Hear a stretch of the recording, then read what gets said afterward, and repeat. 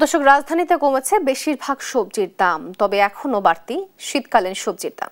শুক্রবার রাজধানীর কারওয়ান বাজার ঘুরে দেখা গেছে এমন চিত্র। সিম, টমেটো সহ কিছু সবজি এখনো বিক্রি হচ্ছে 100 থেকে 160 টাকা পর্যন্ত। এদিকে 2-3 দিনের ব্যবধানে আবারও কেজিতে 20 থেকে 30 টাকা বেড়ে পেঁয়াজ বিক্রি হচ্ছে 110 থেকে 120 টাকা কেজি ধরে। মুরগি ও গরুর মাংসের দাম অপরিবর্তিত থাকলেও কমেছে মাছের দাম। কমতে শুরু করেছে মোটা চালের দামও। বাজার নিয়ন্ত্রণে জোর মনিটরিং এর দাবি জানিয়েছেন ভোক্তারা। নতুন তো এটা আছে, কারণ একটু দাম একটু বেশি থাকবে। পুরান আইটেমগুলো শেষ 150 টাকা কেজি, আর বর্তমানে সাদা সিম 80 থেকে 90 টাকা কেজি বর্তমানে চলতেছে, কারণ এটা তো আগে সিম। আর নতুন সবজি কিছুটা একটু দাম বাড়ছে। গত সপ্তাহে যে দাম ছিল অনেক একটু কমছে, আর বিশেষ করে আগামী সপ্তাহে আরো কমে যাবে, কারণ মালের এখন আমদানি হচ্ছে। এখন আটে প্রতি 5 টাকা 4 টাকা এইভাবে কমে গেছে।